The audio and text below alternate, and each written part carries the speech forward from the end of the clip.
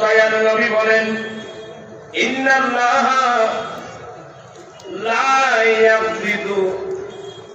ইয়াকবিদুল ইলমা ইনতিজাআন ينتزعه من الإمام ولكن ينتزع العلم بقبض العلماء حتى لم يبقى فيه عالما اتخذ الناس رؤوسا جهالا فسئلوا فافتوا بغير علم فضلوا وأضلوا বিরক্ত হয়ে গেলেন?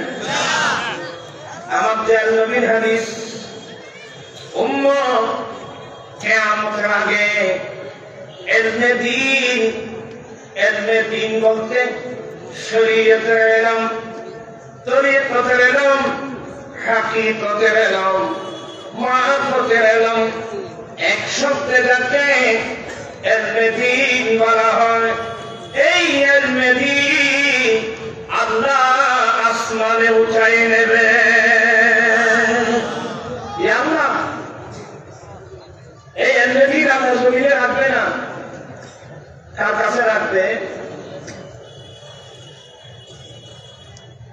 আমরা বড় বেয়াফা উম্মত, নিমক হারাম উম্মত, বেয়াফা উম্মত। আমার নবী দুনিয়া থেকে যাবার সময় আমার নবী 10ম হিজরিতে হজরত পালন করে হজ শেষে মদিনাতুল মুনাফফারায় যাওয়ার পথে মক্কা মদিনার মাঝখানে একটা জায়গা, ওই জায়গার নাম জহফা। ওখানে একটা কূপ ছিল গাদিরে খুন।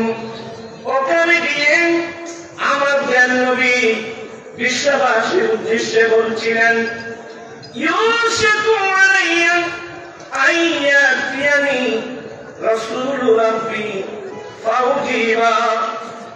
প্রথমে আল্লাহ তারই প্রশংসা করলেন, এরপরে বিশ্ববাসীকে লক্ষ্য করে বললেন হে আমার উম্মত, অল্প দিনের মধ্যে আমাকে নিয়ে যাওয়ার জন্য আল্লাহর পক্ষ থেকে আজরাইল আলাইহিস সালাম আসবে। কারণ এর আগে আরাফাতের মাথায় আয়াত নাযিল হয়ে গেল বিসমিল্লাহির রাহমানির রাহিম আল-ইয়াওমা আকমালতু লাকুম দীনাকুম ওয়া আতমামতু আলাইকুম নি'মাতি ওয়া রাদিতু লাকুমুল ইসলাম দীনা।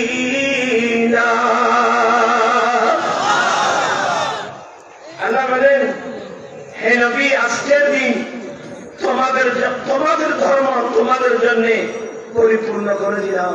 আল্লাহু আকবার। আমার নিয়ামত তোমাদের উপর পরিপূর্ণ করলাম। তোমাদের জন্য ধর্ম হিসেবে আমি ইসলামকে পছন্দ করলাম। প্রাণ বিশ্বাসীরা, ধর্ম যখন পরিপূর্ণ হয়ে গেছে, যারা জ্ঞানী বুড়ি মানুষ এরা বুঝে গেছে আল্লাহ এখন আমার নবীকে আর দুনিয়াতে রাখবেন না। কারণ রাসূলকে যে দিন প্রতিষ্ঠার জন্য পৃথিবীর জমিনে নবুয়তের বিরাট দায়িত্ব দিয়ে আল্লাহ আমার রাসূলকে পাঠিয়েছেন, দায়িত্ব ধর্ম যখন পরিপূর্ণ হয়েছে দায়িত্ব এখন আর আল্লাহ আমার নবীকে রাখবেন? কথা বুঝতেছেন না আপনারা? আল্লাহকে আমার নবীকে রাখবেন? কারণ ধর্ম কি হয়ে গেছে। তাহলে এখান থেকে আরেকটা জিনিস, আমাদের নবী শেষ নবী। কথা বলছে না কেন? আমাদের নবী আর ধর্ম পরিপূর্ণ হয়েছে তো। অন্য কোন নবী আসার কোন প্রয়োজন আছে? আমাদের নবী আরো করে বলছে আমাদের নবী শেষ নবী। একজন মুফতি দাবি করে উনি একটা ব্যাখ্যা দিল যে না, খাতুনুন নবী নয়, তো শেষ নবী না। কি খাতামুন নবীন মানে শ্রেষ্ঠ নবী। তো যখন শ্রেষ্ঠ নবী বলছে, অনেকে বলছে হয়তো আমার নবী পারে, তো আমার নবীকে শ্রেষ্ঠ বলছে। খাতামুন নবীন মানে শ্রেষ্ঠ নবী না, খাতামুন নবীন মানে শেষ নবী। আর সেই শ্রেষ্ঠ নবী এই অপব্যাখ্যা কেন করলো?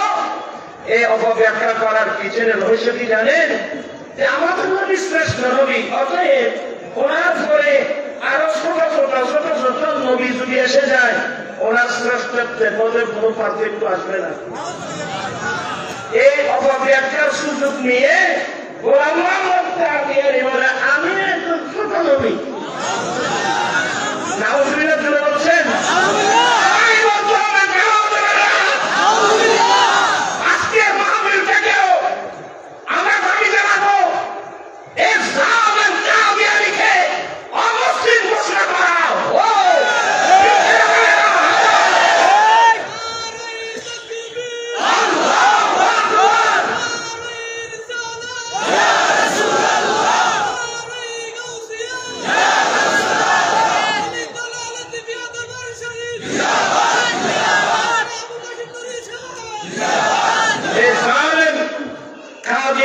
অমুসলিম ঘোষণা করা হোক। দাবি এখানে শেষ নয়। এই গোলাম মুহাম্মদ কাদিয়ানীর মতো বন্ড নবী বের হওয়া, যারা দরজা খুলে রাখছে তাদেরকে অমুসলিম ঘোষণা করতে হবে। আজকে মুসলমানের ঈমান ইসলাম নিয়ে খেলনা চলতেছে, খেলাধুলো চলতেছে। প্রাণ দিছে ভাইরা, আখিরি যুগ, নবীর কথা বারবার মনে করে উম্মত, এমন সময় আসতেছে একটা জ্বলন্ত আগুনের খোলা হাতের তালুতে রাখা যে কষ্ট, ঈমান রক্ষা করার তার চেয়ে আরো বেশি কষ্ট। আমার মনে হয় সেই কঠিন সময় এসে গেছে। এখানে যারা আছেন আপনারা বড় ভাগ্যবান। আজকে যার নেতৃত্বে যারা হওয়ানি, আজকে বহু বছর ধরে এই দরবার সাজানো হলো আমার ভাই রকিবি সাহেব, দোয়া করবেন আল্লাহ ওনার হেফে নজর প্রদান করো, এর নজর প্রদান করো, ইখলাসের নজর প্রদান করো। আপনারা যদি ওনার দামান ধরে থাকতে পারেন, তাহলে কেউ আপনার ইমান সিঁড়ি চলতে পারবে না। ঠিক আছে ভাই, আমার এই আল্লাহর দরবারকে তিনি উজাড়া করে দিন। বিরক্ত হচ্ছেন? আসলে কথা প্রসঙ্গে এসে গেছে আর কি। আমার আল্লাহ বলেন, হে নবী, আজকের দিন তোমাদের ধর্ম তোমাদের জন্য পরিপূর্ণ করে দিলাম, আমার নিয়ামত তোমাদের উপর পরিপূর্ণ করলাম, তোমাদের জন্য ধর্ম হিসাবে ইসলামকে আমি পছন্দ করলাম। ধর্ম যখন পরিপূর্ণ হয়ে গেছে, আল্লাহ কি আমার নবীকে রাখবেন? এখানে একটা মজার বিষয় আছে। আপনাদের মধ্যে শোনার আগ্রহ আছে কিনা আমি চিন্তা করতেছি। আগ্রহ আছে? আমার ভাইয়েরা, আল্লাহ আমার নবীকে নিয়ে যাওয়ার অর্থ হলো আমাদেরকে পুরস্কৃত করা। আমার নবী বলেন, আল্লাহ যদি কোন নবীর উম্মতদেরকে গজব দিতে চায়, তখন ওই উম্মতের ওই নবীর সামনে ওই নবীর উম্মতদেরকে আল্লাহ গজব দিয়ে দেয়। একটু কষ্ট, আমি কঠিন জিনিস বলছি। আমার নবী বলেন, আল্লাহ যদি কোন নবীর উম্মতদেরকে অভিশাপ দিতে চায়, গজব দিতে চায়, তখন আল্লাহ ওই নবীর সামনে সেই নবীর উম্মতদেরকে আল্লাহ গজব দেয়। যেমন নূহ আলাইহিস সালামের উম্মত, আপনাদের কষ্ট হচ্ছে আমি বুঝতে পারছি। যেমন নূহ আলাইহিস সালামের উম্মত, আল্লাহু আকবার, একদিন নয় দুদিন নয়, 950 বছর মানুষকে ইসলামের দাওয়াত দিয়েছিলেন। নিরলস ভাবে, নিষ্ঠুর ভাবে, বিরামহীন ভাবে আল্লাহর নবী নূহ আলাইহিস সালাম 950 বছর ইসলামের দাওয়াত দিয়েছিলেন। অনেক কষ্টের পরে মুসলমান হয়েছিল মাত্র কয়জন? মুসলমান হয়েছিল মাত্র পরিবার সহ ৮০-৮২ জন। নবীর অন্তরের মধ্যে আঘাত এসে গেল। নূহ আলাইহিস সালামের অন্তরে কি এসে গেল? আপনার কি বিরক্ত হচ্ছে দেখতেছি? কি আগ্রহ আছে? এর আগে নূহ আলাইহিস সালামের উম্মত ওদের আমল চরিত্র এমন নষ্ট হয়ে গেল, বর্তমান বাংলাদেশ সহ সারা বিশ্বের অধিকাংশ নারী পুরুষের অমূল্য সম্পদ আমল চরিত্র নষ্ট হয়ে যাচ্ছে।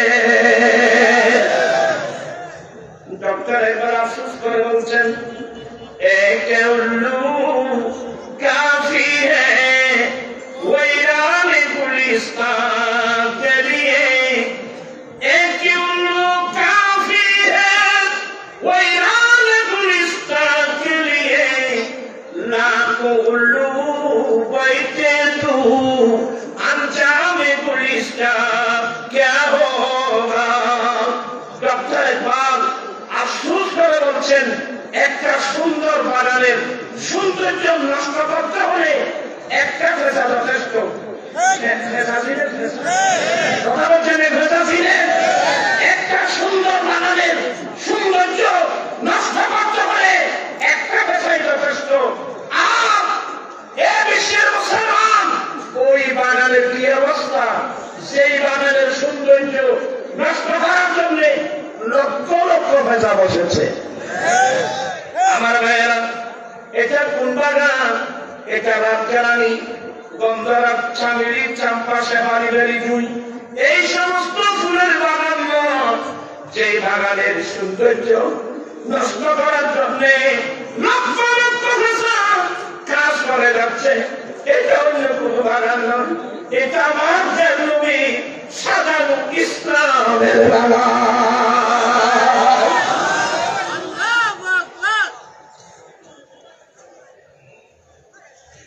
আমার নবী হাজার হাজার সাহাবায়ে কেরামের মধ্যে বিশ্ববাসীকে ইসলাম ধর্ম উপহার দিয়ে গেছেন। কি সুন্দর বাগান!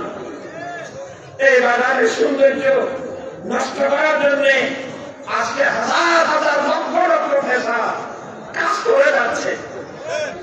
কথা বলছে না কেন? কাজ করছে না? আমাদের দেশে, আমি কিছু কথা বলবো, রাগ করলে করেন।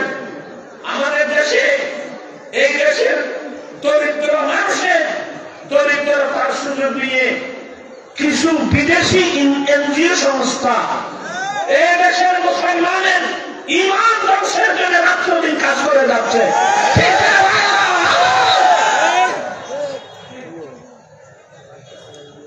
বলার ভাষা আমার কাছে নেই। এই দেশের, বাংলাদেশের দরিদ্র মানুষের দরিদ্রতার সুযোগ নিয়ে বিভিন্ন এনজিও সংস্থা রাত্রদিন বিরামহীন কাজ করে যাচ্ছে, মুসলমানদেরকে খ্রিস্টান বানাবার ষড়যন্ত্র। আর এখানে আর কি চলতে জানেন? ছোট ছোট বই লিখে, আপনি কি মসিহকে জানতে চান? আপনি কি যিশু খ্রিস্টকে জানতে চান? এইভাবে প্রশ্নবোধক করে ছোট ছোট পুস্তিকা, যেখানে ঈসা ইসলামের গুণাবলীগুলো লেখে মুসলমানের ঘরে ঘরে পৌঁছাচ্ছে, যাতে মুসলমানের ছেলে মেয়েরা ঈসা ইসলামের দিকে ধাবিত হয়। এই জন্য আমরা আয়োজন করে থাকি ঈদে, আরো বলে ঈদে, আজি ঈদ মিলাদুন্নবীর মাহফিল। আপনারা তো করতেছেন না। আজি ঈদ মিলাদুন্নবীর মাহফিল, কিন্তু এই আওয়াজ হবে না, আরো জোরে হতে হবে। আজি ঈদ মিলাদুন্নবীর মাহফিল চলতেছে, আনন্দে উল্লাসে সারা জগৎ ভরেছে। আজি ঈদ মিলাদুন্নবীর মাহফিল চলতেছে, নূরের নবীর নূরি চরণ যেদিন পাইব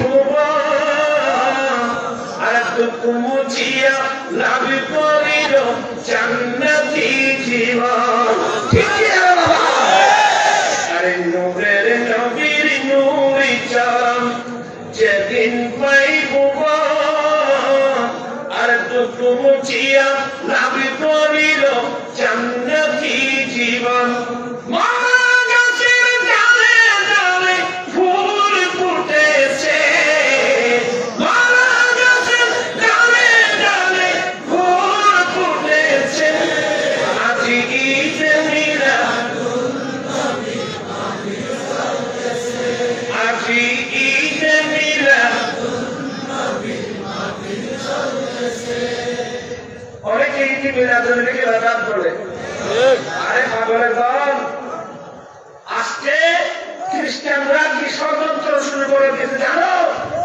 ছোট ছোট পুস্তিকা রেখে আপনি কি মসিকে জানতে চান, আপনি কি যিশু খ্রিস্টকে জানতে চান, এদের কিতাব বই লিখে ঈসা ইসলামের গুণাবলী লিখে মুসলমানের বড় করে বাঁচাচ্ছে, যাতে মুসলমানের ছেলে মেয়েরা খ্রিস্ট হয়ে খ্রিস্টানের দিকে চলে যায়।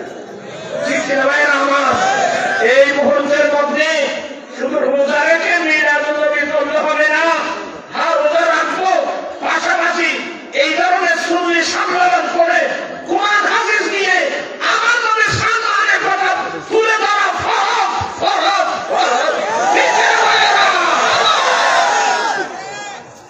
আমার ভাইরা, আমরা বলে দিতে চাই, এই খ্রিস্টানরা মনে রাখিও, তোমাদের নবী ওদের উপর তো আমাদের ঈমান আছে, ঈসা ইসলামের উপর আমাদের ঈমান আছে না? এদের আকীদা হলো ঈসা ইসলামকে ফাঁসিতে ঝুলিয়ে মারা হয়েছে, নাউজুবিল্লাহ। আর আমাদের আকীদা হলো ঈসা ইসলাম আল্লাহর কাছে দোয়া করেছিলেন। আল্লাহর নবী ঈসা ইসলাম বড় বড় 4জন রাসূলের মধ্যে একজন। আল্লাহ ওনাকে একটা আসমানি কিতাব দিয়েছেন, ইনজিল কিতাব। আল্লাহ ওনাকে অনেক মুজিজা দিয়েছেন। এরপরে উনি আল্লাহর কাছে ফরিয়াদ করেছিলেন, মালিক মাওলা, তুমি আমাকে বড় বড় 4জন রাসূলের মধ্যে একজন বানিয়েছো, আসমানি একটা বড় কিতাব ইনজিল কিতাব দিয়েছো, অনেক মুজিজা দিয়েছো। আল্লাহ, আমি ঈসা আমার পক্ষ থেকে তোমার কাছে একটা নিয়ামত চাচ্ছি, তুমি আমাকে আখিরি জামানার নবীর উম্মত হিসেবে কবুল করো।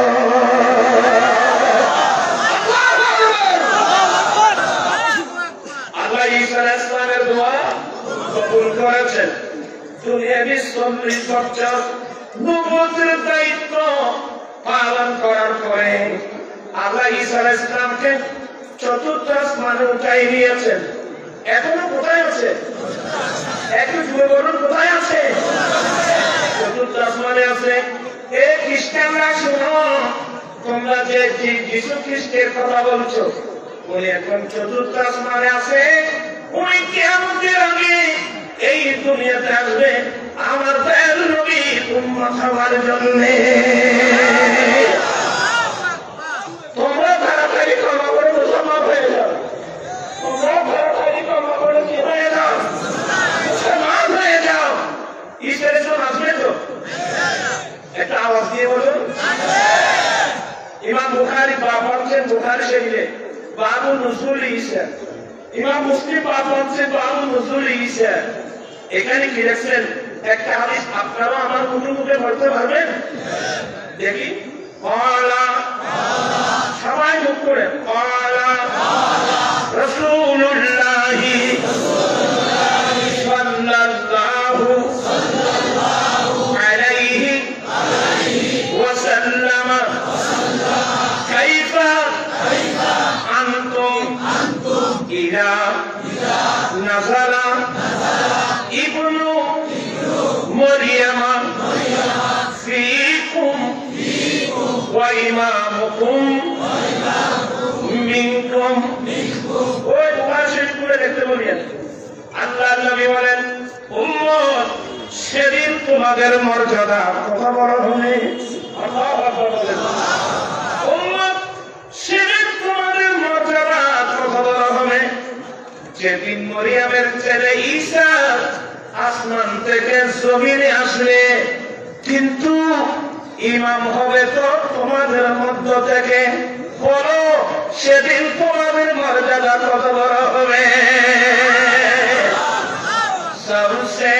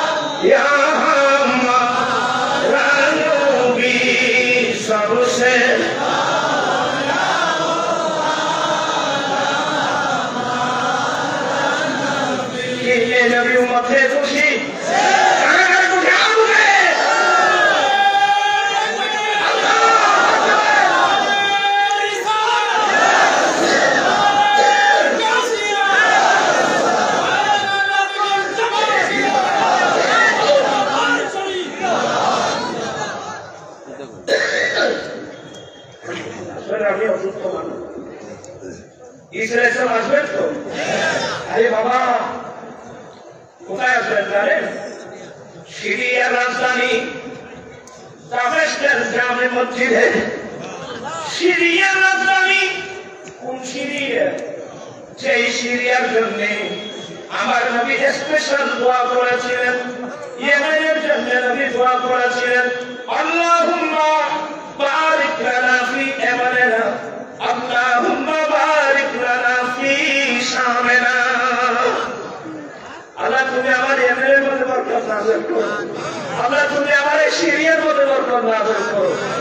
আমার নবী বলছেন এই সিরিয়া থেকে 40 জন আফগান হবে, 40 জন আফগান। আউলিয়া ইকরামের ডিপার্টমেন্টের একটা নাম হলো আফগান, ওদের সংখ্যা হলো 40 জন।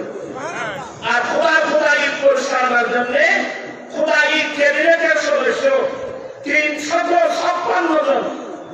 কয়জন? 356।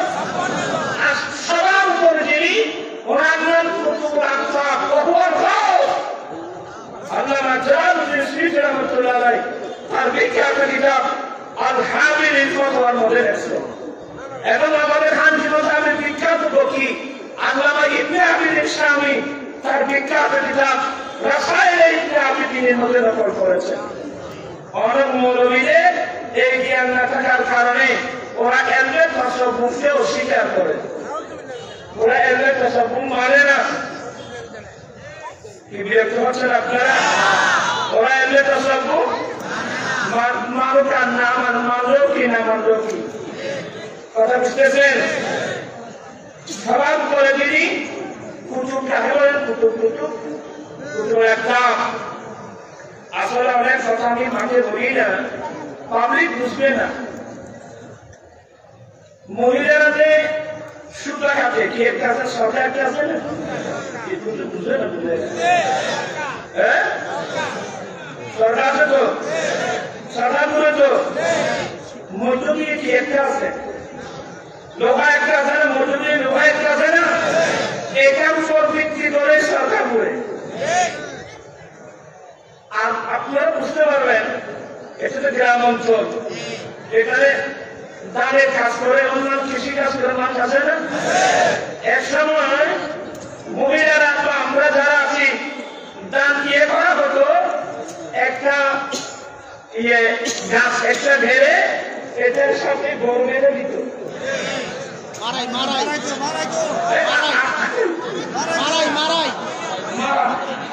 ও আমি তো বুঝি এটা মারা নাকি, মারাই মারাই মানে ওই মাঝখানে যে স্তম্ভ আছে এটার নাম মারাই।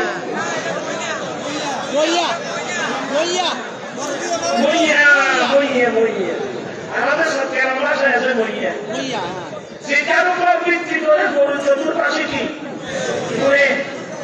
আমি আসলে বলতে চাচ্ছিলাম না প্রথম মানে মইয়ে, যেটার উপর ভিত্তি করে খোদাই করে। এগুলো মানুষের ব্রেনে আমাদের ব্রেনে আসবে না। আমার আগোসে কয়েক বলে দিয়েছেন, ওয়ামা মিনহা শুহুরুন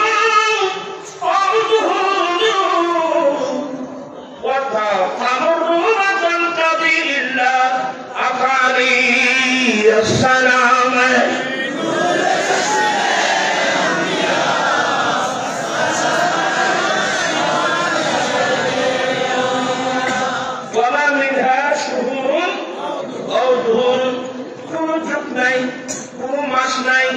কোন সপ্তাহ নাই, এই যুগ মাস সপ্তাহ দিন। আমি আব্দুল কাদের দরওয়াজায় এসে স্টক বুঝবেন না, ব্রেন কভার করবে না। এই জন্য আমি অনেক কথা মাঠে ময়দানে বলি না, বুঝলেন? কোন মুদাব্বির আছে, আমরা এই আয়াতের তাফসীরে গেলে অনেক তথ্য পেয়ে যাবেন। আমি তাহলে আমাদের একটু ইঙ্গিত দিচ্ছি আর কি, আপনাদের বিরক্ত হচ্ছেন না বোঝা। ঈসা ইসলাম আসবে তো? কোথায়? সিরিয়ার সিরিয়ার রাজধানী দামেস্কের জামে মসজিদে। তখন ইমামতির মুসাল্লায় থাকতেন ইমাম মাহদী। উনি আমার নবীর বংশধর হলেন। ওনার বাবার নাম আমার নবীর আব্বাজানের নাম হবে আব্দুল্লাহ, ওনার মায়ের নাম আমার নবীর আম্মাজানের নাম হবে মা আমেনা। ইমাম মাহদী আলাইহিস সালাম, ইমাম মাহদী হলেন এই নবীর উম্মতের রাষ্ট্রীয় গৌসুল আযম। আপনি মানেন আর নাই মানেন, উনি হবে এই উম্মতের কি রাষ্ট্রীয় গৌসুল আযম। আর উনি আসার আগ পর্যন্ত গৌসিয়তের দায়িত্ব, গৌসিয়তের করার দায়িত্ব আমার হোসে পালন করতে হবে।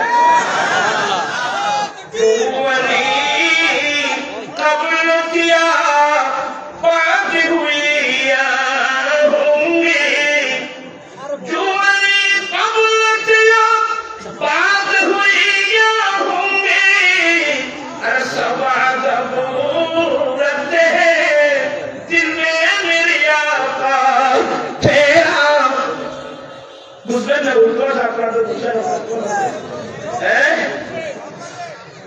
কি বলে আপনারা বুঝেন না কেন? ওই এদের শুরু করার আগে তো শোনার জন্য বলে আর কি, তারপরে দরকার বাবা মোহাম্মদ আরো হারিয়ে দিই। सूरत सूरत अदलू की चमक तेरी चमक कर डूबे, सूरत अदलू की चमक तेरी चमक कर डूबे, उफ़क़े नूर दे मेरे हमेशा तेरा। आगे तो सूरज सूरज मैंने फैलाकर सूरज আগে তো ফেরাইতের সূর্য উদয় হয়েছে, এদিক দিয়ে উদয় হয়েছে, আপন আপন যুগে আলো দিয়ে ওদিক দিয়ে ডুবে গেছে, কিন্তু বলছে বাগদাদের ফেরাইতের সূর্য এটা উদয় হয়েছে, এটা ডুবে না। সুবহানাল্লাহ। কুল্লু দিকিন ইয়াফিকু ওয়া ইয়াসকুত। মরদ ছিলেন এরা কিছু বুঝে না, মরদ কাটবে না। আপনারা কি বলেন? ও রাখা আমাদের শাসনের ভাষায় বলে রাখা। আমি চিন্তা করতেছি এখানে কি বলে না কি বলে রাখা মোড় আছে নাকি? কি যে কাটবে। আমার নবী বলেন শুনেন, লা তাসুবুদ্দি উম্মত, তোমরা রাখা মোড়কে গালি দিও না। কেন রাখা মোড়ক যখন বাঁধতে অনেক মানুষ ওই রাখা মোড়ককে গালি দেয়, রাখা মোড়ক চিল্লে চিল্লি করে আমার বুঝে গেছিল কিছু নামদারি বলবেন মুসলমান। আমার নবী বলছেন না তাসুবুদ্দি উম্মত, তোমরা রাখা মোড়ককে গালি দিও না। কেন রাখা মোড়ক?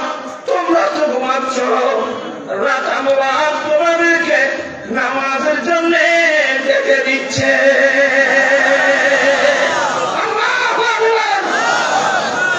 কি কুকুর নয়, এটার তসবিহ হলো সুবহুল কুদ্দুস, সুবহুল কুদ্দুস, সুবহুল কুদ্দুস।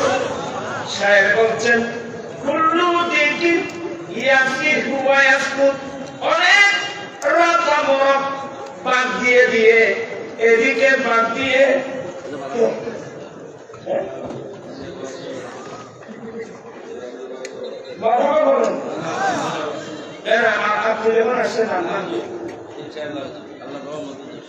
আমি অসুস্থ মানুষ,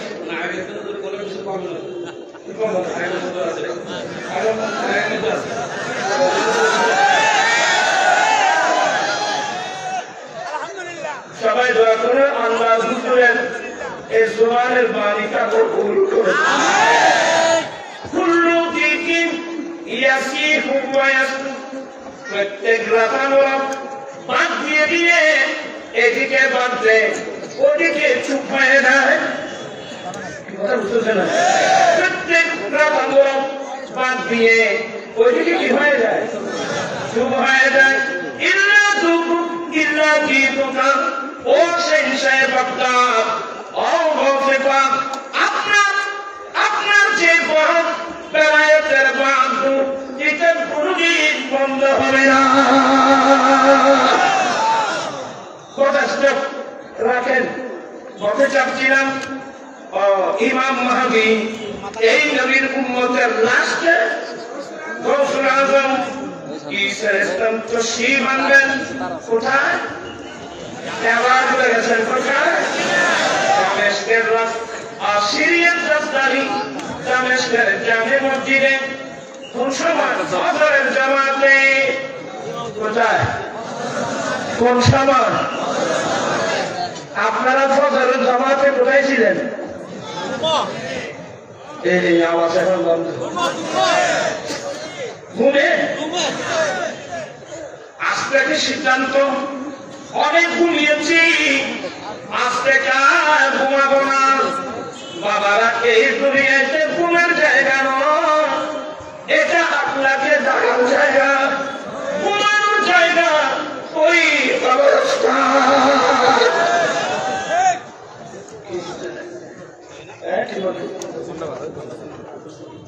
না দেরি হয়ে যাবে। বুঝতে পারছেন? এখন আপনারা কি বলবেন? আমার ভাইয়েরা, এই দুনিয়াতে এটা ঘুমের জায়গা নয়, বরং এটা ঘুমের জায়গা। আর এটা ঘুমের জায়গা, এটা ঘুমের জায়গা নয়, এটা কিসের জায়গা? আর বলে এটা কিসের জায়গা? এটা ইবাদতের জায়গা। সবার মারহাবা। আপনারা এখানকার এটা না বলবেন না? ওসি সাহেব আছে, সবার মারহাবা। ওয়েলকাম, ধন্যবাদ, মুবারকবাদ। বলতে চাচ্ছিলাম এটা কিসের জায়গা? আর এটা ঘুমের জায়গা নয়।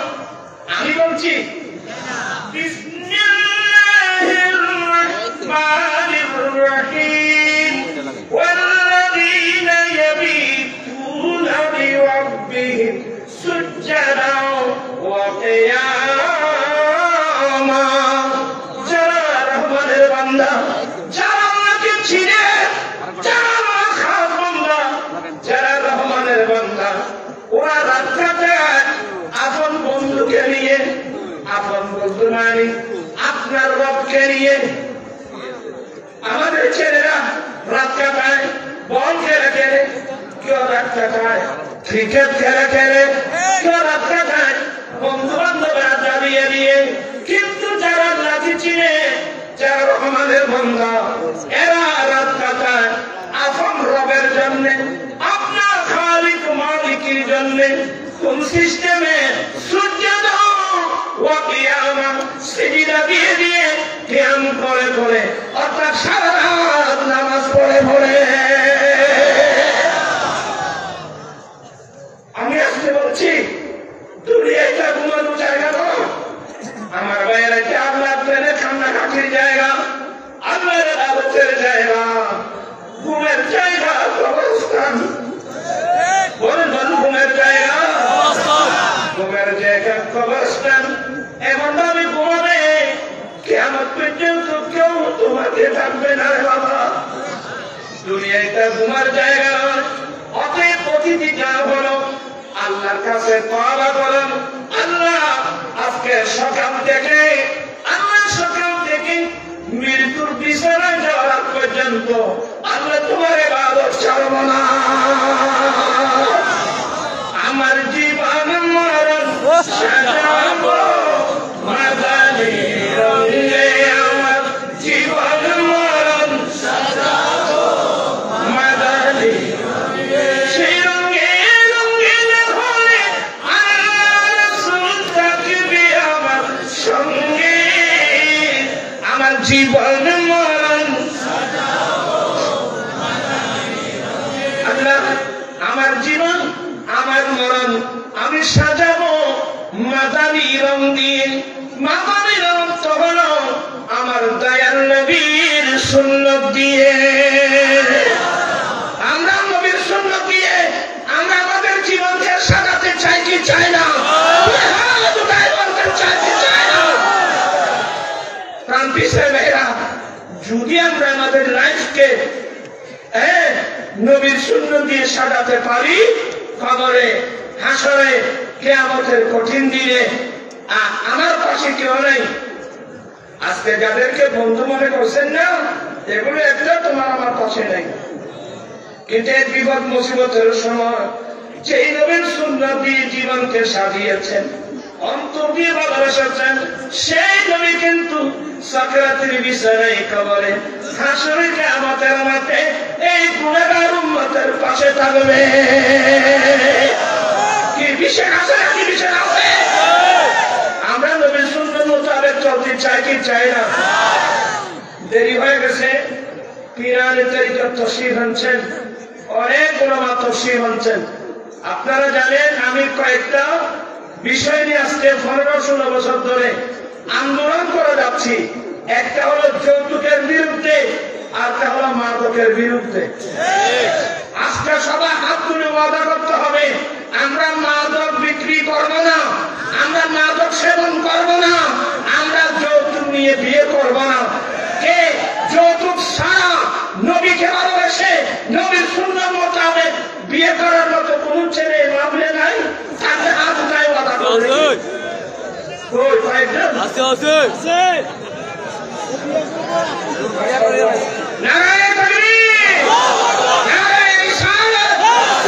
আয় আল্লাহ, হাজার হাজার ভাইরা হাত উঠায় ওয়াদা দিয়েছে ওরা যৌতুক ছাড়া শাদী করবে। আল্লাহ তুমি তাদের ওয়াদা কবুল করো।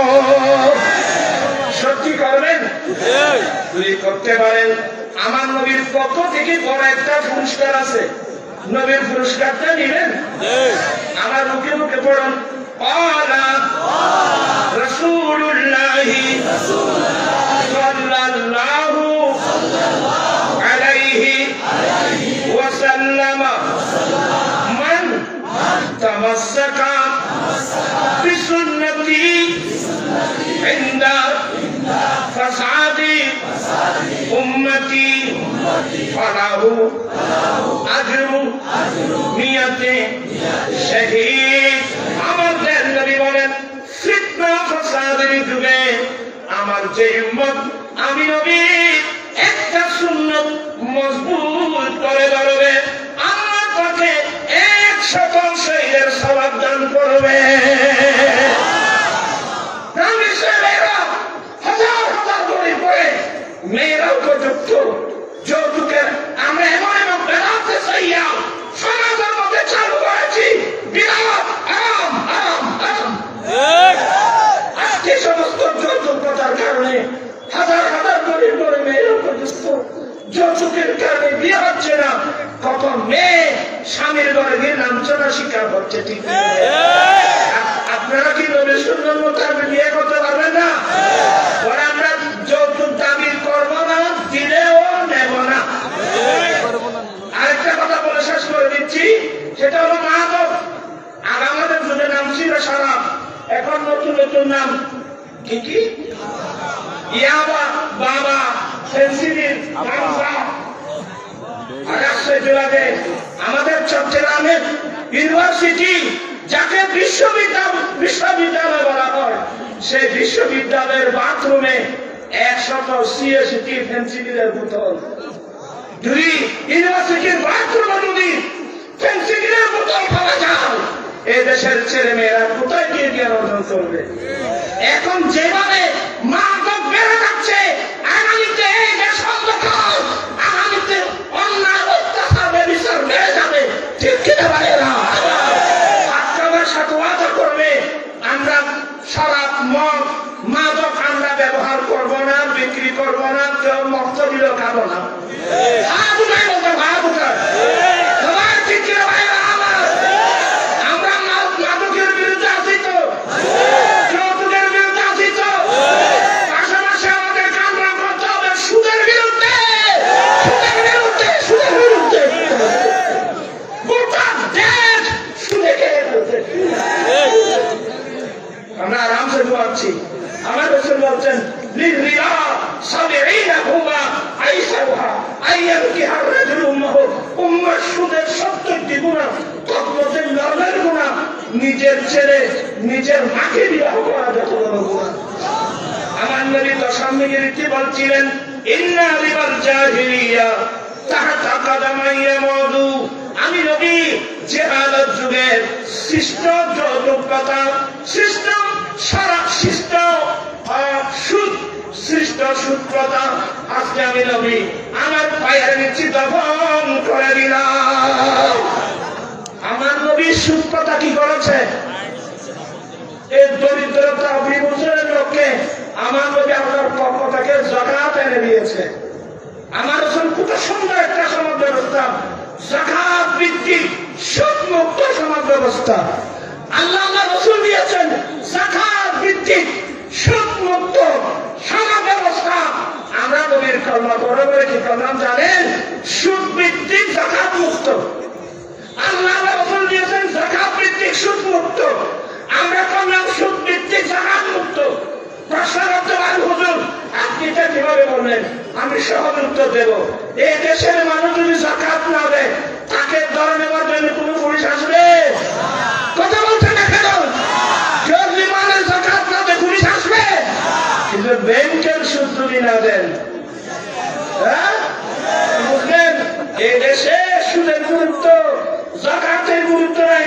যান না কবরস্থানে, কবরস্থানে ঠিক কিনা ভাইয়েরা? আবার সেদিন সিদ্দিক আকবর আমাদের ইন্তেকালের সাথে সাথে যে জালেমরা যাকাতের বিরুদ্ধে কথা বলছিল আমরা যাকাত দেব না, সিদ্দিক আকবর নিয়ম থেকে তরবারি বের করে ঘোষণা দিল যে যাকাত দিতে স্বীকার করবে আবু বকর সিদ্দিকের তরবারি থেকে কেউ রেহাই পাবে না।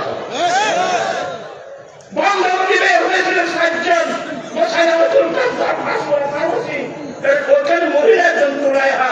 এদের বিরুদ্ধে কঠোর হস্তে মুজাহিদ বাহিনী গঠন করে বাংলাদেশকে দমন করে যাকাতের বিরুদ্ধে জিহাদ করে আমার নবীর ইসলামের বাগানকে অক্ষুণ্ণ রেখেছিলেন খলিফাতুর রাসূল হযরত সাইয়েদনা আবু বকর সিদ্দিক। এখন তো নবীর বাগান পাহারা দেওয়ার কেউ নাই। যারাই পাহারাদার তারাই সুরের তাকিজা। যারা পাহারাদার তারা ইত্তাকুল্লাহ, আল্লাহকে ভয় করো, আল্লাহকে ভয় করো, আল্লাহকে ভয় করো। আল্লাহ দরবারকে উজালা করে দিন, এই মাদ্রাসাকে আল্লাহ কবুল করুন। সবাই আমার ভাই লতিফ সাহেবের হাতকে মজবুত করবেন, এই মাদ্রাসা যেন কামিল পর্যন্ত হয়ে যায়। আপনার ছেলে মেয়ে মাদ্রাসায় দিবেন, কারণ আজকে সুদ ঘুষ ছাড়া এখানে কিছু নাই, সারা পথ ছাড়া কিছু নেই। আমরা তো নবীর ইমাম নবীর উম্মত, যেই নবীর আদর্শের উপর কোন আদর্শ নাই, যেই নবীর সুন্নতের উপর কোন সুন্নাত। আমি কিছু অপ্রিয় কথা বললাম, আসলে যেখান থেকে বের হয়েছিলাম ওইখানে যাওয়া সম্ভব হবে না। আসলে আমি পুরো সুস্থ মানুষ, হুজুর এসে তো একেবারে একটু হিম্মত দিল, হিম্মত আফজাহি করলেন। আল্লাহ হুজুর হায়াতুল বরকত দান করুন। আমিন। আমি সবার দোয়া চেয়ে আবার আমার আম্মি জানের জন্য দোয়া চাচ্ছি। আমিন। আম্মি জানের জন্য দোয়া চেয়ে আমিও দোয়া চাচ্ছি। আমি অসুস্থ মানুষ, আল্লাহ দরবারকে উজালা করো। আমিন। এভাবে হাজার হাজার নারী পুরুষ অসুস্থ, আল্লাহ সবাইকে শেফা জালা খাওয়ার নসিব করুন। আমিন। ওয়া আখিরু দাওয়ানা আলহামদুলিল্লাহ। আসসালামু আলাইকুম ওয়া রাহমাতুল্লাহি ওয়া বারাকাতুহু। মারহাবা মারহাবা। কেমন আছেন আপনি? মুআজ্জাজ মুহতারাম। হ্যাঁ ভালো আছি।